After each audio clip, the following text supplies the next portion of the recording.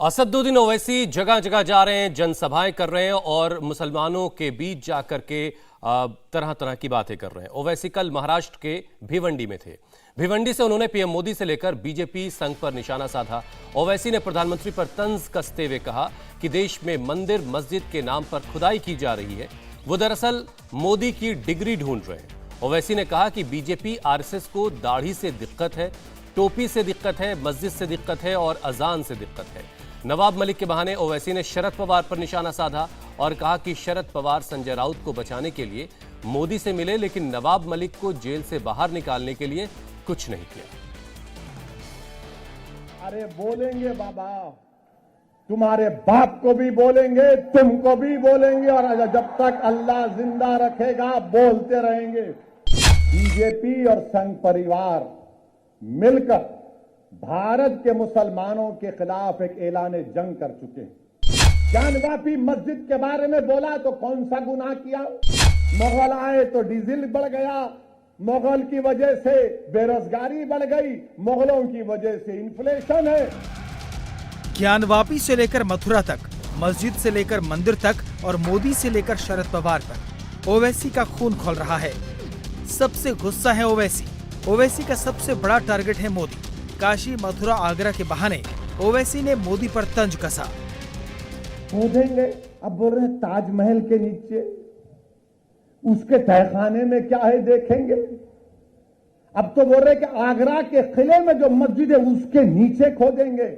मेरे को लगता है बीजेपी आरएसएस वाले, जरा कान खोल के सुनो, आप किसी को बोलना नहीं, बात मेरी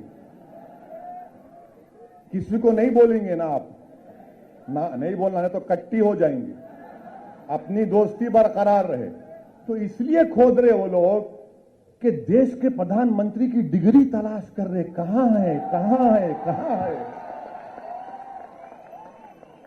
नरेंद्र मोदी की एमए पॉलिटिकल साइंस की डिग्री है, मगर देश के प्रधानमंत्री की एंटायर पॉलिटिकल साइंस की डिग्री है, मिलती नहीं है। तो शायद प्यारे बोल रहे मस्जिद के बहाने डिग्री मिल जाएगी, मस्जिद तो नहीं मिलेगी।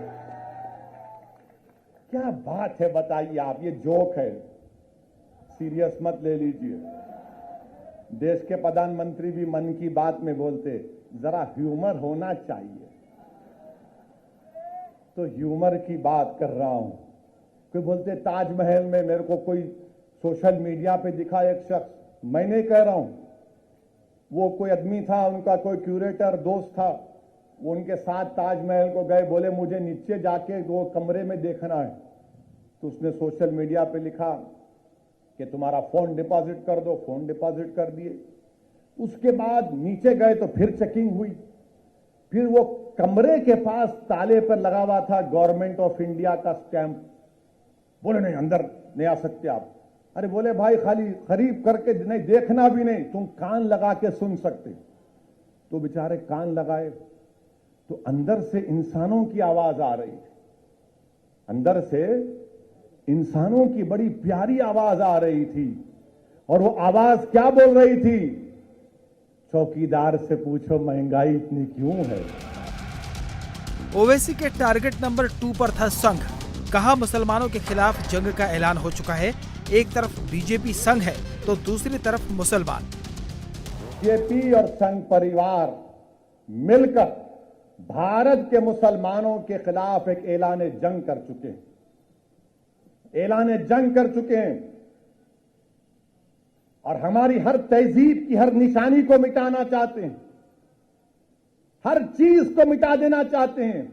हलाल गोश्त देश के लिए खतरा, हिजाब देश के लिए खतरा, दाढ़ी देश के लिए खतरा, टोपी देश के लिए खतरा, मस्जिदें देश के लिए खतरा, मस्जिद की मीनारें देश के लिए खतरा, मस्जिद की अज़ान की आवाज देश के लिए खतरा, सब चीज खतरा है देश के लिए।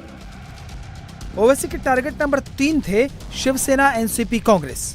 नवाब मलिक के बहाने ओवैसी ने शरद पवार को कटघरे में खड़ा किया। इसीलिए हम अपील कर रहे हैं कि महाराष्ट्र की सरकार, जो महाराष्ट्र की जेलों में जो लोग मजलूम हैं उन सबको रिहा करे। मैं खालिद गुड्डू की बात नहीं कर रहा हूं। जो कोई भी महाराष्ट्र की जेल में जुल्म का शिकार हैं उनको छोड़ा जाए, चाहे वो खालिद गुड्डू हो या नवाब मलिक हो, उनको भी छोड़ना चाहिए। नवाब मलिक की बात नहीं करेंगे। मुल्क का माहौल इस तरह से बना दिया गया कि बीजेपी, राष्ट्रवादी कांग्रेस, शिवसेना, समाजवादी पार्टी, ये तमाम नाम निहाद सेकुलर पार्टियां ये चाहती हैं कि बला हम तक ना आए, हम जेल को ना जाएं, मगर हमारे पार्टी में अगर कोई मुसलमान है तो उसको जेल में डाल दो, हम जेल को नहीं जाएंगे। ये सच्चाई है, मैं बता रहा हूं आपको, मैं इल्जाम नहीं लगा रहा हूं, दलाइल और दलील दे रहा हूं। जब राष्ट्रवादी कांग्रेस के मुखिया जनाब शरद पवार साहिब दिल्ली जाकर दिल्ली के बादशाह नरेंद्र मोदी से मुलाकात करते हैं तो मीडिया ने रिपोर्ट किया कि शरद पवार साहिब ने देश के प्रधानमंत्री जो इस वक्त भारत के बादशाह बने बैठे हैं उनसे कहा कि संजय राउत पर कुछ मत करो, उसको जेल में मत भिजाओ, उसके खिलाफ इंक्वायरी मत करो। मैं पूछना चाह रहा हूं राष्ट्रवादी कांग्रेस के लोगों से, उनको नवाब मलिक क्यों याद नहीं आया? नवाब मलिक का नाम लेना था ना। जब देश के प्रधानमंत्री से मिल रहे तो आप ही के पार्टी का नवाब मलिक है, उसके बारे में भी बोल देते कि नवाब मलिक को भेजा, जेल में डाला गया, मगर नवाब मलिक का नाम नहीं आया। किसका नाम आया? शिवसेना के संजय का नाम आया। तो क्या संजय मलिक से ज्यादा अजीज हो गया राष्ट्रवादी कांग्रेस को? जब ज्ञानवापी का मुद्दा सामने आया है तो ओवैसी सबसे ज्यादा मुखर हैं। ज्ञानवापी के बहाने खुद को मुसलमानों का सबसे बड़ा खैरख्वाह साबित करने में जुटे हैं। ज्ञानवापी पर ओवैसी महाराष्ट्र के भिवंडी में भी बोले।